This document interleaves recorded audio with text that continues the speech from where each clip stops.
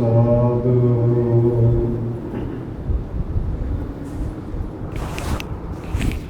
ਜਿਤਾ ਜੀਉ ਪਿੰਡ ਸਭ ਤੇਰਾ, ਤੂੰ ਅੰਤਰਜਾਮੀ ਪੁਰਖ ਭਗਵਾਨ। ਦਾਸਨ ਦਾਸ ਕਹਿ ਜਨ ਨਾਨਕ, ਜਿਹਾ ਤੂੰ ਕਰਾਹੇ ਤਿਹਾ ਹਮ ਕਰੀ ਵਖਿਆਣਾ। ਗੁਰ ਨਾਨਕ ਪਦ ਪੰਕਜ ਬੰਦਨ, ਪਦ ਪੰਕਜ ਬੰਦਨ। ਸਿਮਰਾ ਅੰਗਦ ਦੁਖ ਨਿਕੰਦਨ,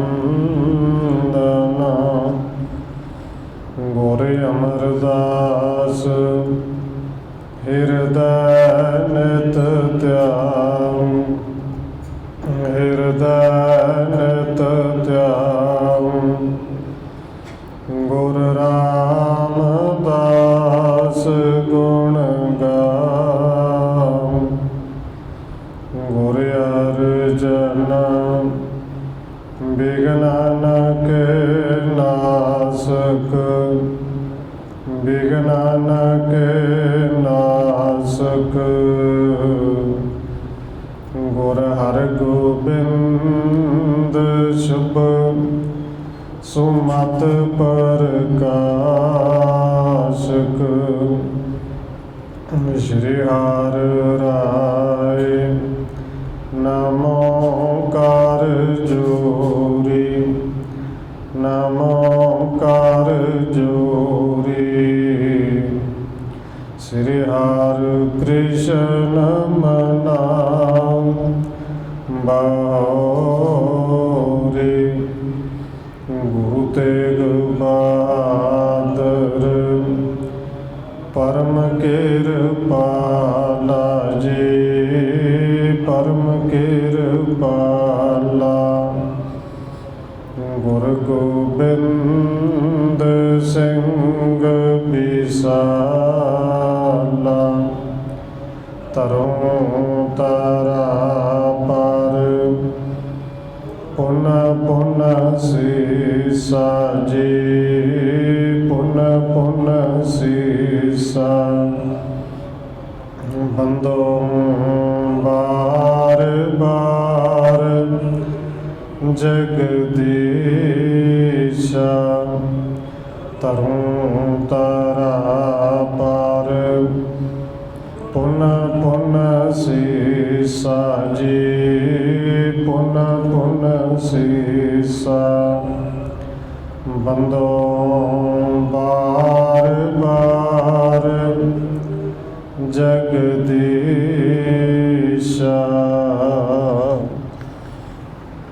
ਜਿਸ ਮੈਂ ਅੰਮ੍ਰਿਤ ਗਿਆਨ ਹੈ, ਮਾਣਕ ਭਗਤ ਵੈਰਾਗ। ਸ਼੍ਰੀ ਗੁਰੂ ਗ੍ਰੰਥ ਸਾਹਿਬ ਉਦਦ, ਬੰਦੋ ਕਰ ਅਨੁਰਾਗ।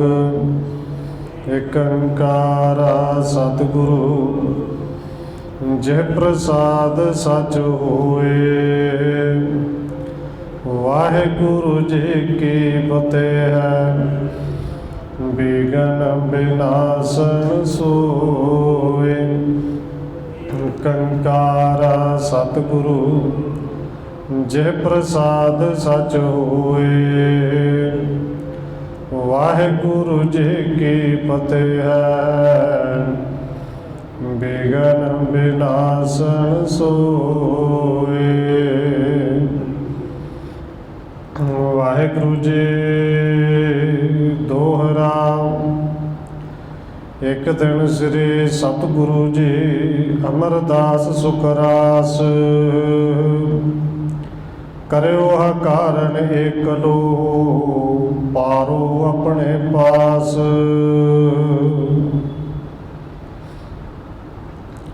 ਪਰਮ ਸਨਮਾਨਯੋਗ ਸਤਿਗੁਰੂ ਚਵਰ ਛਤਰ ਤਖਤ ਦੇ ਮਾਲਕ ਹਾਜ਼ਰਾ ਹਜੂਰ ਜਾਹਰਾ ਜਹੂਰ ਸ਼ਬਦ ਗੁਰੂ ਜੁਗੋਂ ਜੁਗ ਅਟਲ ਸਤਿਗੁਰੂ ਧੰਨ ਸ਼੍ਰੀ ਗੁਰੂ ਗ੍ਰੰਥ ਸਾਹਿਬ ਮਹਾਰਾਜ ਸੱਚੇ ਪਾਤਸ਼ਾਹ ਜੀ ਦੀ ਪਾਵਨ ਪਵਿੱਤਰ ਹਜ਼ੂਰੀ ਅੰਦਰ ਜੁੜ ਬੈਠੇ ਸਤਸੰਗੀ ਜਨੋ, ਆਪ ਜੀ ਵੱਡੇ ਭਾਗਾਂ ਵਾਲੇ ਹੋ ਜੋ ਸਤਿਕਾਰਯੋਗ ਧੰਨ ਮਾਤਾ ਰਾਜਕੌਰ ਜੀ ਦੇ ਪਾਵਨ ਅਸਥਾਨ ਗੁਰਦੁਆਰਾ ਮੰਜੀ ਸਾਹਿਬ ਵਿਖੇ ਸ਼ਾਮਾਂ ਦੇ ਦੀਵਾਨਾਂ ਦੀਆਂ ਹਾਜ਼ਰੀਆਂ ਭਰ ਰਹੇ ਹੋ। ਆਓ ਰੋਜ਼ਾਨਾ ਦੀ ਤਰ੍ਹਾਂ ਧੰਨ ਗੁਰੂ ਅਮਰਦਾਸ ਮਹਾਰਾਜ ਜੀ ਦੀ ਚੱਲ ਰਹੀ ਲੜੀਵਾਰ ਇਤਿਹਾਸ ਕਥਾ ਦੇ ਨਾਲ ਅਗਲੇਰੀ ਸਾਂਝ ਪਾਉਣ ਤੋਂ ਪਹਿਲਾਂ ਅਸੀਸ ਬਖਸ਼ਿਸ਼ ਕਰੋ ਜੀ। ਰਸਨਾ ਨੂੰ ਕਰੋ ਪਵਿੱਤਰ, ਜਿਤਨੇ ਵੀ ਜੁੜ ਬੈਠੇ ਹੋ ਦੁਆਓ ਹਾਜ਼ਰੀ ਆਖੋ ਜੀ। ਵਾਹਿਗੁਰੂ ਜੀ ਕਾ ਖਾਲਸਾ, ਵਾਹਿਗੁਰੂ ਜੀ ਕੀ ਫਤਿਹ। ਦੋਹਰਾ ਇੱਕ ਦਿਨ ਸ੍ਰੀ ਸਤਿਗੁਰੂ ਜੀ ਅਮਰਦਾਸ ਸੁਖ ਰਾਸ, ਕਰਿਓ ਆਹ ਕਾਰਨ ਏਕਲੋ, ਪਾਰੋ ਆਪਣੇ ਪਾਸ। ਕਵੀ ਰਾਜ ਕਵੀ ਸੰਤੋਖ ਸਿੰਘ ਜੀ ਅੱਗੇ ਲਿਖ ਰਹੇ ਨੇ ਕਿ ਜਿਵੇਂ ਪਿਛਲੇ ਅਧਿਆਇ ਵਿੱਚ ਆਪ ਜੀ ਨੇ ਸਰਵਣ ਕੀਤਾ ਸੀ, ਬੀਬੀ ਭਾਨੀ ਜੀ ਨੂੰ ਬਖਸ਼ਿਸ਼ ਗੁਰੂ ਸਾਹਿਬ ਜੀ ਨੇ ਕੀਤੀ ਕਿ ਆਉਣ ਵਾਲੀ ਸੰਤਾਨ ਜਿਹੜੀ ਹੈ ਬੜੀ ਮਹਾਨ ਸੂਰਬੀਰ ਹੋਵੇਗੀ। ਧੰਨ ਗੁਰੂ ਅਰਜਨ ਦੇਵ ਸੱਚੇ ਪਾਤਸ਼ਾਹ ਜੀ ਨੂੰ ਬਖਸ਼ਿਸ਼ ਕੀਤੀ ਕਿ ਇਹ ਦੋਤਾ ਨਹੀਂ, ਇਹ ਬਾਣੀ ਦਾ ਬੋਹਤਾ ਹੋਵੇਗਾ। ਔਰ ਅਗਲਾ ਅਧਿਆਇ ਸ਼ੁਰੂ ਕਰਦੇ ਲਿਖਦੇ ਨੇ, ਇੱਕ ਦਿਨ ਸਤਿਗੁਰੂ ਸੁੱਖਾਂ ਦੀ ਰਾਸ ਧੰਨ ਗੁਰੂ ਅਮਰਦਾਸ ਜੀ ਨੇ ਭਾਈ ਪਾਰੋ ਜੀ ਨੂੰ ਆਪਣੇ ਕੋਲ ਬੁਲਾਇਆ ਹੈ ਔਰ ਇਕਾਂਤ ਦੇ ਵਿੱਚ ਬੁਲਾਇਆ ਹੈ। ਪਰਮਹੰਸ ਅਵਸਥਾ ਜਾਹੀ, ਜੜ ਚੇਤਨ ਇੱਕ ਤੇ ਬਿਲਗਾਹੀ। ਤੇ ਭਾਈ ਪਾਰੋ ਹੰਸ ਉਹ ਹੈ ਜਿਹਨੂੰ ਪਰਮਹੰਸ ਦੀ ਪਦਵੀ ਗੁਰੂ ਸਾਹਿਬ ਜੀ ਨੇ ਦਿੱਤੀ ਕਿ ਜਿਵੇਂ ਪਰਮਹੰਸ ਜਿਹੜਾ ਉਹ ਤੱਤ ਅੱਡ ਕਰ ਦਿੰਦਾ ਹੈ, ਪਾਣੀ ਨੂੰ ਅੱਡ ਕਰਦਾ ਹੈ, ਇਵੇਂ ਝੂਠ ਤੇ ਸੱਚ ਦੀ ਪਰਖ ਭਾਈ ਪਾਰੋ ਜੀ ਨੇ ਹੈ। ਉਹ ਭਾਈ ਪਾਰੋ ਜੀ ਜਿਹੜੇ ਜੜ ਤੇ ਚੇਤਨ ਹਰ ਦੇ ਵਿੱਚ, ਹਰ ਕਿਸੇ ਦੇ ਵਿੱਚ ਰੱਬ ਨੂੰ, ਪਰਮੇਸ਼ਰ ਨੂੰ ਵੇਖ ਸਕਦਾ ਹੈ। ਜਿਮ ਪਾਣੀ ਪੈ ਇੱਕ ਹੋਈ ਜਾਏ, ਹੰਸ ਕਰੇ ਦੋਏ ਨ ਬ੍ਰਿਥ ਕਾਏ। ਜਿਮ ਪਾਣੀ ਪੈ ਕਹਿੰਦੇ ਨੇ ਦੁੱਧ, ਜਿਵੇਂ ਪਾਣੀ ਤੇ ਦੁੱਧ ਇੱਕ ਹੁੰਦੇ ਨੇ, ਇਕੱਠੇ ਕੋਈ ਮਿਲਾ ਵੀ ਦੇਵੇ, ਪਰ ਹੰਸ ਉਹ ਹੈ ਚੁੰਝ ਵਿੱਚ ਮਾਰ ਕੇ ਪਾਣੀ ਅੱਡ ਤੇ ਦੁੱਧ ਅੱਡ ਕਰ ਦਿੰਦਾ ਹੈ। ਇਵੇਂ ਦੇ ਬਿਰਤੇ ਭਾਈ ਪਾਰੋ ਹੰਸ ਦੀ ਜੀ ਹੈ। ਤੁਰਿਆ ਮਹਿ ਬ੍ਰਿਤ ਥਿਤ ਨਿਤ ਰਹੇ, ਟਿਕ ਬਿਠਾਏ ਤੇ ਸੋ ਗੁਰ ਕਹੇ। ਭਾਈ ਪਾਰੋ ਹੰਸ ਜਿਨ੍ਹਾਂ ਦੇ ਬਿਰਤੇ ਹਰ ਵੇਲੇ ਉਸ ਤੁਰਿਆ ਅਵਸਥਾ ਵਿੱਚ ਚੌਥੇ ਪਦ ਵਿੱਚ ਟਿਕੀ ਰਹਿੰਦੀ ਹੈ। ਧੰਨ ਗੁਰੂ ਅਮਰਦਾਸ ਜੀ ਨੇ ਪਾਰੋ ਜੀ ਨੂੰ ਆਪਣੇ ਕੋਲ ਬਿਠਾਇਆ ਔਰ ਬੜੇ ਪਿਆਰ ਦੇ ਨਾਲ ਗੁਰੂ ਸਾਹਿਬ ਜੀ ਬਚਨ ਕਰਦੇ ਨੇ। ਮਨ ਮੇਰੇ ਮਹਿ ਅਵ ਇਮ ਆਵੈ, ਗੁਰਤਾ ਗਾਦੇ ਤੋਹੇ ਬਿਠਾਵੈ। ਧੰਨ ਗੁਰੂ ਅਮਰਦਾਸ ਜੀ ਕਹਿੰਦੇ ਨੇ, ਪਾਰੋ ਜੀ ਤੁਸੀਂ ਸਾਡੇ ਬੜੇ ਪਿਆਰੇ ਸਿੱਖ ਹੋ ਔਰ ਮੇਰੇ ਮਨ ਵਿੱਚ ਤਾਂ ਹੁਣ ਇਸ ਤਰ੍ਹਾਂ ਆਉਂਦੀ ਕਿ ਗੁਰਤਾ ਗੱਦੀ ਤੇ ਤੁਹਾਨੂੰ ਬਿਠਾ ਦੇ, ਕਿ ਗੁਰਤਾ ਗੱਦੇ ਤੇ ਤੁਹਾਨੂੰ ਬਿਠਾ ਦੇ। ਗੁਰੂ ਸਾਹਿਬ ਜੀ ਪੁੱਛ ਵੀ ਰਹੇ ਨੇ, ਦੱਸ ਵੀ ਰਹੇ ਨੇ। ਪਰਮਹੰਸ ਮੇਰੋ ਹੀ ਰੂਪ, ਪਰਮ ਅਵਸਥਾ ਸਦਾ ਅਨੂਪ। ਕਿਉਂਕਿ ਪਰਮਹੰਸ ਜੀ ਤੁਸੀਂ ਮੇਰਾ ਹੀ ਰੂਪ ਹੋ, ਤੁਸੀਂ ਅਨੁਭਵ ਦੇ ਵਿੱਚ ਇੰਨਾ ਸਮਾਏ ਕਿ ਆਪ ਹੀ ਅਨੁਭਵ ਹੋ ਗਏ, ਤੁਹਾਡੀ ਅਵਸਥਾ ਬਿਆਨ ਤੋਂ ਬਾਹਰ ਹੈ। ਬਖਸ਼ਤ ਹੋ ਮੈਂ ਜਗ ਗੁਰੇ ਆਏ, ਕਰੋ ਉਧਾਰ ਲੋਕ ਸਮੁਦਾਏ। ਸਤਿਗੁਰੂ ਕਹਿੰਦੇ ਨੇ, ਭਾਈ ਪਾਰੋ ਜੀ ਜਗਤ ਦੀ ਗੁਰਿਆਈ ਬਖਸ਼ਦੀ ਹੈ, ਪਰਉਪਕਾਰ ਤੇ ਤੁਸੀਂ ਹੁਣ ਵੀ ਹੋ। ਇਸ ਗੁਰਤਾ ਗੱਦੇ ਤੇ ਬੈਠ ਕੇ ਪਰਉਪਕਾਰ ਕਰੋ, ਦੁਨੀਆ ਦੇ ਲੋਕਾਂ ਨੂੰ, ਸਿੱਖ ਸੰਗਤਾਂ ਨੂੰ ਤਾਰੋ। ਭਗਤ ਜਗਤ ਮਹਿ ਅਧਿਕ ਬਿਥਾਰੋ, ਪਰਉਪਕਾਰ ਕਾਰ ਕੋ ਸਾਰੋ। ਤੁਸੀਂ ਪਰਉਪਕਾਰ ਹੀ ਕਰਦੇ ਹੋ, ਪਰਉਪਕਾਰੀ ਹੋ। ਔਰ ਇਸ ਗੁਰਤਾ ਗੱਦੀ ਮਹਾਨ ਗੱਦੀ ਤੇ ਬੈਠ ਕੇ ਸਿੱਖੀ ਦਾ, ਭਗਤੀ ਦਾ, ਪ੍ਰੇਮ ਦਾ ਵਿਸਤਾਰ ਕਰੋ, ਪਰਉਪਕਾਰ ਕਰੋ। ਕਰ ਜੋਰੇ ਪਾਰੋ ਪਗ ਪਰਿਓ, ਤਰਾਹੇ ਤਰਾਹੇ ਕਰ ਬਚਨ ਉਚਰਿਓ। ਗੁਰੂ ਸਾਹਿਬ ਜੀ ਨੇ ਜਦੋਂ ਇੰਨੇ ਬਚਨ ਕਹੇ ਨਾ ਕਿ ਜਿਵੇਂ ਕੋਈ ਲੁੱਟਿਆ ਗਿਆ ਹੋਵੇ, ਭਾਈ ਪਾਰੋ ਜੀ ਇੱਕਦਮ ਕਹਿੰਦੇ ਤਰਾਹੇ ਤਰਾਹੇ, ਸਤਿਗੁਰੂ ਜੀ ਰੱਖ ਲਓ ਆਪਣੀ ਸ਼ਰਨ ਵਿੱਚ ਹੀ ਰੱਖ ਲਓ, ਕਿਉਂਕਿ ਬਚਨ ਬੜੇ ਵੱਡੇ ਕਹਿ ਦਿੱਤੇ। ਔਰ ਭਾਈ ਪਾਰੋ ਜੀ ਕਹਿੰਦੇ ਨੇ ਸਤਿਗੁਰੂ ਜੀ, ਪ੍ਰਭ ਜੀ ਗੁਰ ਸਿੱਖੀ ਮੁਝ ਭਾਵੈ, ਗੁਰਿਆਈ ਸਤਿਗੁਰੇ ਸੁਹਾਵੈ। ਸਤਿਗੁਰੂ ਜੀ ਇਹ ਗੁਰਿਆਈ ਤੁਹਾਨੂੰ ਹੀ ਸ਼ੋਭਦੀ ਹੈ। ਮੈਂ ਤੇ ਆਪ ਜੀ ਦਾ ਸਿੱਖ, ਔਰ ਸਿੱਖੀ ਬੜੀ ਪਿਆਰੀ ਹੈ। ਬਸ ਕਿਰਪਾ ਕਰੋ, ਮੈਨੂੰ ਤੇ ਸਿੱਖੀ ਦੀ ਦਾਤ ਬਖਸ਼ ਕੇ ਰੱਖੋ, ਸਿੱਖ ਹੀ ਰੱਖੋ। ਔਰ ਤਾਂ ਹੀ ਸਤਿਗੁਰੂ ਧੰਨ ਗੁਰੂ ਅਮਰਦਾਸ ਜੀ ਨੇ ਪਾਵਨ ਬਚਨ ਕਹੇ ਸਨ। ਦੇਖੋ, ਭਾਵੇਂ ਗੁਰੂ ਗ੍ਰੰਥ ਸਾਹਿਬ ਦੇ ਵਿੱਚ ਸ਼ਬਦ ਬੜੇ ਆਏ ਨੇ, ਜਪਣ ਵਾਲੇ ਨੂੰ ਭਗਤ ਵੀ ਕਿਹਾ, ਸੰਤ ਵੀ ਕਿਹਾ, ਸਾਧ ਵੀ ਕਿਹਾ, ਗੁਰਮੁਖ ਵੀ ਕਿਹਾ ਤੇ ਗੁਰਸਿੱਖ ਵੀ ਕਿਹਾ। ਉੱਥੇ ਧੰਨ ਗੁਰੂ ਰਾਮਦਾਸ ਜੀ ਕਹਿੰਦੇ ਨੇ ਸਭ ਤੋਂ ਵੱਡੇ ਭਾਗ ਨੇ ਭਾਈ ਗੁਰਸਿੱਖਾਂ ਦੇ, ਜੇ ਕਿਸੇ ਨੂੰ ਗੁਰਸਿੱਖੀ ਮਿਲ ਜੇ। ਉਹ ਸਤਿਗੁਰੂ ਦੇ ਪਾਵਨ ਬਚਨ ਨੇ ਕਿ ਧੰਨ ਧੰਨ ਭਾਗ ਤਿੰਨਾ ਭਗਤ ਜਨਾ, ਜੋ ਹਰ ਨਾਮਾ ਹਰ ਮੁਖ ਕਹਤੇ ਆ। ਧੰਨ ਧੰਨ ਭਾਗ ਤਿੰਨਾ ਸੰਤ ਜਨਾ, ਜੋ ਹਰ ਜਸ ਸਰਵਣੀ ਸੁਣਤੇ ਆ। ਧੰਨ ਧੰਨ ਭਾਗ ਤਿੰਨਾ ਸਾਧ ਜਨਾ, ਜੋ ਹਰ ਕੀਰਤਨ ਗਾਏ ਗੁਣੀ ਜਨ ਬਣਤੇ ਆ। ਔਰ ਮੇਰੇ ਖਿਆਲ ਇਹ ਬਚਨ ਗੁਰੂ ਸਾਹਿਬ ਜੀ ਨੇ ਸਾਰੇ ਸਿੱਖ ਵਾਸਤੇ ਵਰਤੇ ਕਿ ਜਿਹੜੇ ਮੁੱਖ ਤੋਂ ਜਪਣ ਵਾਲੇ ਨੇ ਉਹਨਾਂ ਨੂੰ ਭਗਤ ਕਹਿ ਦਿੱਤਾ, ਔਰ ਬੜੇ ਬੜੇ ਸਰੂਤੇ ਨੇ ਜਿਹੜੇ ਪ੍ਰੇਮ ਦੇ ਨਾਲ ਸੁਣਦੇ ਨੇ ਕੇਵਲ, ਉਹਨਾਂ ਨੂੰ ਸੰਤ ਕਹਿ ਦਿੱਤਾ। ਜਿਹੜੇ ਕੀਰਤਨ ਕਥਾ ਵਿਖਿਆਨ ਕਰਨ ਵਾਲੇ ਉਹਨਾਂ ਨੂੰ ਸਾਧ ਕਹਿ ਦਿੱਤਾ। ਔਰ ਸਤਿਗੁਰੂ ਜੀ ਚੌਥੇ ਨੰਬਰ ਤੇ ਕਹਿੰਦੇ ਨੇ ਧੰਨ ਧੰਨ ਭਾਗ ਤਿੰਨਾ ਗੁਰਮੁਖਾ, ਜੋ ਗੁਰ ਸਿੱਖ ਲੈ ਮਨ ਜਿਣਤੇ ਆ। ਉਹ ਗੁਰਮੁਖ ਵੀ ਵੱਡੇ ਭਾਗਾਂ ਵਾਲੇ ਨੇ ਜਿਨ੍ਹਾਂ ਨੇ ਗੁਰੂ ਦੀ ਸਿੱਖਿਆ ਲੈ ਕੇ ਮਨ ਨੂੰ ਜਿੱਤ ਲਿਆ। ਪਰ ਅਖੀਰ ਤੇ ਬਚਨ ਕਰਦੇ ਨੇ ਸਭ ਤੋਂ ਵੱਡੇ ਭਾਗ ਗੁਰਸਿੱਖਾਂ ਕੇ, ਜੋ ਗੁਰਚਰਨੀ ਸਿੱਖ ਪੜ੍ਹਤੇ ਆ। ਜਿਹੜੇ ਹਰ ਵੇਲੇ ਗੁਰੂ ਦੇ ਚਰਨ ਸ਼ਰਨ ਵਿੱਚ ਪੈ ਰਹੇ ਨੇ, ਸਭ ਤੋਂ ਵੱਡੇ ਭਾਗ ਨੇ ਉਹਨਾਂ ਗੁਰਸਿੱਖਾਂ ਦੇ। ਭਾਈ ਪਾਰੋ ਜੀ ਕਹਿੰਦੇ ਨੇ ਸਤਿਗੁਰੂ ਜੀ ਮੇਰੇ ਤੇ ਸਭ ਤੋਂ ਵੱਡੇ ਭਾਗ ਨੇ, ਗੁਰਸਿੱਖੀ ਦੀ ਦਾਤ ਮਿਲੀ ਹੈ। ਬਸ ਮੇਰੇ ਵੱਡੇ ਭਾਗ ਬਣੇ ਰਹਿਣ ਦਿਓ, ਸਿੱਖੀ ਹੀ ਰਹਿਣ ਦਿਓ, ਸਿੱਖੀ ਦੀ ਦਾਤ ਮੇਰੇ ਕੋਲ ਰਹਿਣ ਦਿਓ। ਭਗਤ ਪ੍ਰਭ ਜੀ ਗੁਰਸਿੱਖੀ ਮੁਝ ਭਾਵੈ, ਗੁਰਿਆਈ ਸਤਿਗੁਰੂ ਸਹਾਵੈ। ਮੁਝ ਪਰ ਕਿਰਪਾ ਦ੍ਰਿਸ਼ਟ ਕੋ ਧਰੀਐ, ਗੁਰਸਿੱਖੀ ਪਦ ਬਖਸ਼ਣ ਕਰੀਐ।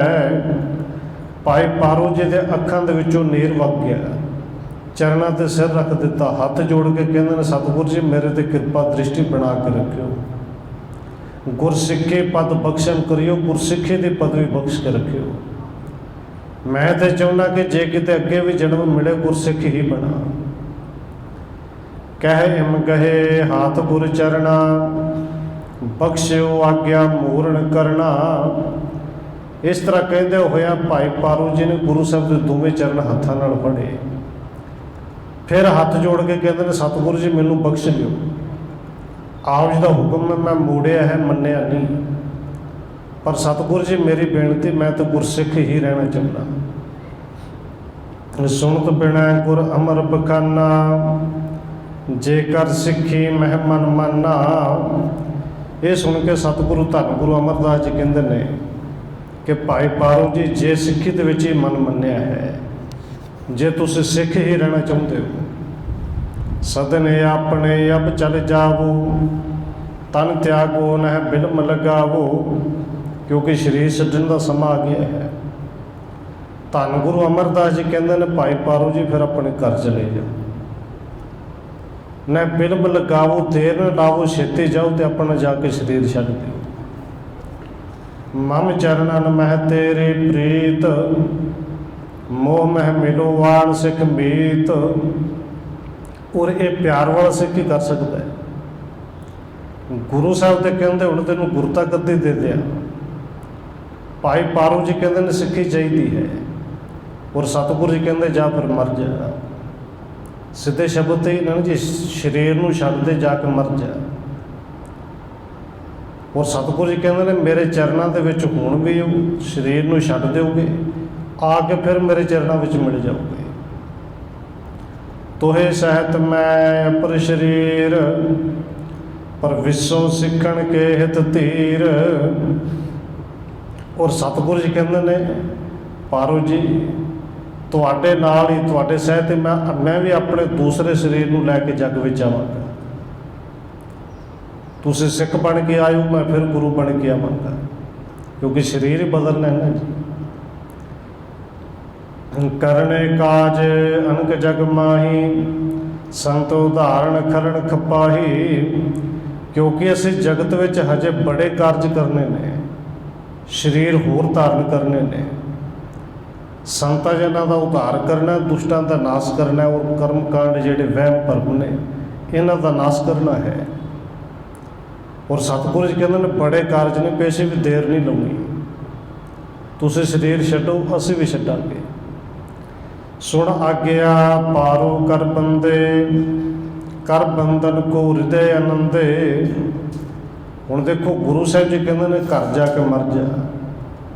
ਭਾਈ ਪਾਰੋ ਜੁਲਕਾ ਜੀ ਜਿਹੜੇ ਪ੍ਰਸੰਨ ਹੋ ਗਏ ਅੰਦਰੋਂ ਖਿੜ ਕੇ, ਗੁਰੂ ਸਾਹਿਬ ਦਾ ਬਚਨ ਸੱਤ ਕਰਕੇ ਮੰਨਿਆ, ਗੁਰੂ ਸਾਹਿਬ ਦੇ ਚਰਨਾਂ 'ਚ ਸੀਸ ਨਵਾਇਆ। ਕਰ ਬੰਧਨ ਕੋ ਹਿਰਦੇ ਆਨੰਦੇ, ਅੰਦਰ ਆਨੰਦ ਹੀ ਆਨੰਦ ਹੈ। ਗਮਨਿਓ ਗ੍ਰਹਿ ਪਹੁੰਚੋ ਤਤਕਾਲ, ਅਧਿਕਾਰੇ ਜੇ ਪਿਖੇ ਵਿਸਾਲ। ਕਹਿੰਦੇ ਛੇਤੀ ਦੇ ਨਾਲ ਭਾਈ ਪਾਰੂ ਜੀ ਉਸੇ ਵੇਲੇ ਆਪਣੇ ਘਰ ਪਹੁੰਚ ਗਏ। ਉੱਥੇ ਜਾ ਕੇ ਘਰ ਦੇ ਵਿੱਚ ਜੋ ਸਾਜੋ ਸਮਾਨ ਸੀ, ਤੇ ਜਿਵੇਂ ਜਿਵੇਂ ਦਾ ਕੋਈ ਹੱਕਦਾਰ ਸਮਝਿਆ ਸਾਜੋ ਸਮਾਨ ਦਾ ਕਿ ਕਿਹਨੂੰ ਕੀ ਦੇਣਾ ਹੈ, ਸਰਬ ਸਮਾਜ ਪਾਠ ਤਿੰਨ ਦੇਨਸ, ਬੜਵਾ ਬਸਤਰ ਦਰਬ ਰੱਖ ਦੇਨਸ। ਕਹਿੰਦੇ ਉਹ ਘਰ ਦਾ ਸਾਰਾ ਸਾਜੋ ਸਮਾਨ ਤੇ ਸਾਰੀਆਂ ਚੀਜ਼ਾਂ ਹੋਰ ਤੇ ਸਾਰਾ ਕੁਝ ਵੰਡ ਦਿੱਤਾ। ਜਥਾ ਜੋ ਕੁਝ ਜਿਹਨੂੰ ਜੋ ਕੁਝ ਦੇਣਾ ਸੀ ਦੇ ਦਿੱਤਾ। ਪਰ ਭਾਈ ਪਾਰੋ ਜੁਲਕਾ ਜੀ ਜਿਹੜੀ ਘੋੜੀ ਤੇ ਸਵਾਰ ਹੋ ਕੇ ਹੁੰਦੇ ਸਨ, ਹਵਾ ਨਾਲੋਂ ਤੇਜ਼ ਭੱਜਦੀ ਸੀ, ਔਰ ਕਈ ਵਾਰੀ ਤੇ ਜ਼ਿਕਰ ਆਇਆ ਹਵਾ ਦੇ ਵਾਂਗ ਉੱਡਦੀ ਵੀ ਸੀ। ਉਹ ਘੋੜੀ ਭਾਈ ਪਾਰੋ ਜੁਲਕਾ ਨੇ ਰੱਖ ਲਈ। ਕੁਝ ਬੜੇ ਸੋਹਣੇ ਸੂਖਸ਼ਮ ਬਰੀਕ ਕੱਪੜੇ ਨਵੇਂ, ਔਰ ਕੁਝ ਰੁਪਈਆ ਪੈਸਾ ਸੀ, ਉਹ ਭਾਈ ਪਾਰੋ ਜੁਲਕਾ ਜੀ ਨੇ ਰੱਖ ਲਿਆ। ਪਰ ਰੱਖਿਆ ਕਹਿੰਦੇ ਲਈ ਆਪਣੇ ਲਈ ਨਹੀਂ, ਕਹਿੰਦੇ ਬਾਕੀ ਤੇ ਸਾਰਿਆਂ ਨੂੰ ਦੇ ਦਿੱਤਾ। ਨਰ ਪਰਿੰਦਨ ਕੋ ਕਹਿਓ ਸੁਣਾਈ, ਇਹ ਗੁਰ ਵਸਤ ਦੇਹੋ ਪਹੁੰਚਾਈ। ਕਿਉਂਕਿ ਭਾਈ ਪਾਰੋ ਜੁਲਕਾ ਜੀ ਨੇ ਆਪਣੇ ਪਿੰਡ ਡੱਲੇ ਦੇ ਵਿੱਚ ਸਿੱਖੀ ਦਾ ਪ੍ਰਚਾਰ ਹੀ ਇਹਨਾਂ ਕੀਤਾ ਸੀ। ਔਰ ਇਤਿਹਾਸ ਦੇ ਵਿੱਚ ਲਿਖਿਆ ਗਿਆ ਕਿ ਉੱਥੇ 72 ਸਿੱਖ ਇਵੇਂ ਦੇ ਸਨ ਜਿਹੜੇ ਭਾਈ ਪਾਰੋ ਜੁਲਕਾ ਜੀ ਵਰਗੇ ਸਨ। ਇੰਨੀਆਂ ਰਹਿਮਤਾਂ ਭਾਈ ਪਾਰੋ ਜੁਲਕਾ ਜੀ ਕਰਕੇ ਉਹਨਾਂ ਵਿੱਚ ਵੀ ਸਨ, ਕਿਉਂਕਿ ਸਾਰਿਆਂ ਨੂੰ ਪਤਾ ਲੱਗਿਆ ਬਹੁਤੇ ਜਿਹੜੇ ਸਿੱਖ ਨੇ ਉਹ ਵੀ ਆ ਕੇ ਇਕੱਠੇ ਹੋਏ। ਤੇ ਭਾਈ ਪਾਰੋ ਜੁਲਕਾ ਜੀ ਉਹਨਾਂ ਸਿੱਖਾਂ ਨੂੰ ਕਹਿੰਦੇ ਨੇ ਭਾਈ ਇਹ ਗੁਰ ਵਸਤ ਦੇਹੋ ਪਹੁੰਚਾਈ, ਇਹ ਗੁਰੂ ਦੀ ਅਮਾਨਤ ਹੈ। ਔਰ ਇਹ ਤਿੰਨ ਚੀਜ਼ਾਂ, ਇੱਕ ਘੋੜੀ, ਇਹ ਬਸਤਰ ਤੇ ਥੋੜ੍ਹੇ ਜਿਹੇ ਰੁਪਈਏ ਪੈਸੇ, ਇਹ ਗੁਰੂ ਦੇ ਭੇਟ ਕਰਨੇ ਨੇ, ਗੁਰੂ ਦੀ ਅਮਾਨਤ ਹੈ, ਗੁਰੂ ਸਾਹਿਬ ਦੇ ਕੋਲ ਪਹੁੰਚਾ ਦਿਓ। ਏਮ ਸਭ ਹੇਰਤ ਤਨ ਤਜ ਪਾਰੋ, ਫੂਲ ਮਾਲ ਗਜ ਤਜੇ ਸੁਖਾਰੋ। ਕਹਿੰਦੇ ਇਵੇਂ ਸਾਰਿਆਂ ਦੇ ਵੇਖਦੇ ਵੇਖਦੇ ਭਾਈ ਪਾਰੋ ਜੁਲਕਾ ਜੀ ਵਾਹਿਗੁਰੂ ਵਾਹਿਗੁਰੂ ਵਾਹਿਗੁਰੂ ਕਹਿੰਦੇ ਕਹਿੰਦੇ ਲੰਮੇ ਪੈ ਗਏ, ਉੱਤੇ ਕੱਪੜਾ ਲਿਆ। ਬਸ ਕੱਪੜਾ ਲੈਂਦਿਆਂ ਨਾਲ ਹੀ ਸਰੀਰ ਨੂੰ ਛੱਡ ਗਏ। ਔਰ ਇੱਥੇ ਉਦਾਹਰਣ ਦਿੱਤੀ, ਇੰਨਾ ਸੌਖਾ ਸਰੀਰ ਨੂੰ ਛੱਡਣਾ ਸੀ ਭਾਈ ਪਾਰੋ ਜੁਲਕਾ ਵਾਸਤੇ ਕਿ ਜਿਵੇਂ ਇੱਕ ਹਾਥੀ ਨੇ ਕੋਈ ਫੁੱਲਾਂ ਦਾ ਹਾਰ ਇੱਕ ਥਾਂ ਤੋਂ ਚੁੱਕ ਕੇ ਦੂਜੀ ਥਾਂ 'ਤੇ ਰੱਖਣਾ, ਭਾਵ ਕਿ ਕਿਸੇ ਵੀ ਤਰ੍ਹਾਂ ਦੀ ਮੁਸ਼ਕਲ ਨਹੀਂ ਸੀ। ਸਬਣ ਕਰਿਓ ਸੰਸਕਾਰ ਬਣਾਏ, ਜਥਾ ਜੋਗ ਚਾਹੀਏ ਜਿਸ ਭਾਏ। ਸਾਰਿਆਂ ਨੇ ਮਿਲ ਕੇ ਗੁਰੂ ਕੇ ਸਿੱਖਾਂ ਨੇ ਜਿਵੇਂ ਦੀ ਉਸ ਵੇਲੇ ਮਰਿਆਦਾ ਸੀ, ਜੋ ਕੁਝ ਚੱਲਦਾ ਸੀ, ਬਣਾ ਕੇ ਬੜੇ ਪਿਆਰ ਸਤਿਕਾਰ ਨਾਲ ਸਾਰਿਆਂ ਨੇ ਸੰਸਕਾਰ ਕੀਤਾ। ਸ੍ਰੀ ਗੁਰ ਵਿਖਿਆਨ ਲੈ ਹੋਵਾ, ਜਿਨ ਅਗਿਆਨ ਭਰਮ ਕੋ ਖੁਵਾ। क्योंकि भाई पारो जुल्का ਨੂੰ ਕਿਸੇ ਮੁਕਤੀ ਦੀ ਲੋੜ ਨਹੀਂ ਸੀ। ਉਹ ਜਿਉਂਦੇ ਮੁਕਤ ਸੀ। ਉਹ ਸਰੀਰ ਛੱਡਣ ਤੋਂ ਬਾਅਦ ਵੀ ਮੁਕਤ ਹੈ। ਉਹ ਜਿਉਂਦਿਆਂ ਗੁਰੂ ਚਰਨਾਂ ਦੇ ਵਿੱਚ ਮਿਲਿਆ ਹੋਇਆ ਸੀ, ਹੁਣ ਵੀ ਗੁਰੂ ਚਰਨਾਂ ਦੇ ਵਿੱਚ ਮਿਲਿਆ ਹੈ। ਇਹਦੇ ਦੇਖੋ ਅਸੀਂ ਅਰਦਾਸ ਕਰਨੇ, ਸਾਡਾ ਇੱਕ ਭਰਮ ਹੈਗਾ ਕਿ ਮੁਕਤੀ ਸ਼ਾਇਦ ਮਰਨ ਤੋਂ ਬਾਅਦ ਮਿਲਣੀ ਹੈ। ਔਰ ਕਈ ਵਾਰੀ ਬੇਨਤੀ ਕੀਤੀ, ਹਰ ਇੱਕ ਸਿੱਖ ਨੇ ਮੁਕਤ ਜਿਉਂਦਿਆਂ ਹੋਣਾ ਹੈ। ਕਿਤੇ ਗੁਰੂ ਕਿਰਪਾ ਕਰੇ ਜਿਹੜੀ ਅਰਦਾਸ ਮਰਨ ਤੋਂ ਬਾਅਦ ਦੂਸਰੇ ਕਰਦੇ ਨੇ, ਇਹ ਅਰਦਾਸ ਅਸੀਂ ਆਪਣੇ ਜਿਉਂਦਿਆਂ ਜੀ ਆਪ ਕਰ ਲਈਏ ਕਿ ਸਤਿਗੁਰੂ ਜੀ ਆਪਣੇ ਚਰਨਾਂ 'ਚ ਨਿਵਾਸ ਬਖਸ਼ੇ। ਹੁਣ ਵੀ ਬਖਸ਼ੋ, ਸਰੀਰ ਛੱਡਣ ਤੋਂ ਬਾਅਦ ਵੀ ਬਖਸ਼ੋ। ਜੇ ਜਿਉਂਦਿਆਂ ਜੀ ਨਿਵਾਸ ਨਹੀਂ, ਫਿਰ ਮਰਨ ਤੋਂ ਬਾਅਦ ਅੱਗੇ ਰੱਬ ਹੀ ਜਾਣਦਾ ਹੈ। ਪੁੰਨ ਡੱਲੇ ਤੇ ਇੱਕ ਨਰ ਆਇਵ, ਪਾਰੋ ਗੋਪਰ ਲੋਕ ਸੁਣਾਇਵ। ਫਿਰ ਡੱਲੇ ਤੋਂ ਇੱਕ ਸਿੱਖ ਆਇਆ, ਕਿਉਂਕਿ ਸਾਰੇ ਜਾਣਦੇ ਸਨ ਭਾਈ ਪਾਰੋ ਜੀ ਗੁਰੂ ਸਾਹਿਬ ਜੀ ਦਾ ਅਤ ਪਿਆਰਾ ਹੈ। ਸੰਸਕਾਰ ਕਰ ਦਿੱਤਾ। ਸੰਸਕਾਰ ਕਰਨ ਤੋਂ ਬਾਅਦ ਸਿੱਖ ਆਇਆ। ਧੰਨ ਗੁਰੂ ਅਮਰਦਾਸ ਜੀ ਨੂੰ ਆ ਕੇ ਖਬਰ ਸੁਣਾਈ ਕਿ ਭਾਈ ਪਾਰੋ ਜੀ ਪਰਲੋਕ ਗਮਨ ਕਰ ਗਏ ਨੇ। ਸਭ ਸਿੱਖਣ ਕੋ ਮੋਹ ਮਹਾਨਾ, ਸਿਮਰੇ ਪਾਰੋ ਕੇ ਗੁਣ ਨਾਨਾ। ਉਹ ਸਿੱਖ ਦੱਸਦਾ ਹੈ ਕਿ ਸਤਿਗੁਰੂ ਜੀ ਭਾਈ ਪਾਰੋ ਜੀ ਨਾਲ ਸਾਰੇ ਸਿੱਖਾਂ ਦਾ ਪਿਆਰ ਹੀ ਬੜਾ ਸੀ। ਸਾਰੇ ਅਨੇਕਾਂ ਤਰ੍ਹਾਂ ਦੇ ਨਾਲ ਭਾਈ ਪਾਰੋ ਜੀ ਦੇ ਹੁਣ ਗੁਣ ਗਾਉਂਦੇ ਨੇ। ਔਰ ਕਈ ਵਾਰੀ ਬੰਦੇ ਕੋਲ ਬੜਾ ਕੁਛ ਹੁੰਦਾ, ਬੜੇ ਗੁਣ ਹੁੰਦੇ ਨੇ, ਪਰ ਉਹਦੀ ਕਦਰ ਨਹੀਂ। ਜਾ ਕਿਤੇ ਦੂਰ ਚਲਾ ਜਾਏ ਫਿਰ ਚੇਤੇ ਆਉਂਦਾ ਕਿ ਫਲਾਣਾ ਬੰਦਾ ਇਵੇਂ ਦਾ ਸੀ, ਅਤੇ ਜਾਂ ਦੁਨੀਆ ਛੱਡ ਜੇ ਫਿਰ ਚੇਤਾ ਆਉਂਦਾ ਕਿ ਹੁੰਦਾ ਤਾਂ ਚੰਗਾ ਹੀ ਸੀ। ਮ੍ਰਿਦਲ ਸਰਲਤਾ ਮੁਦਤਾ ਮੈਤਰੀ, ਬੜ ਜੋਤਾ ਮਨ ਛਤਰ ਜੈਤਰੀ।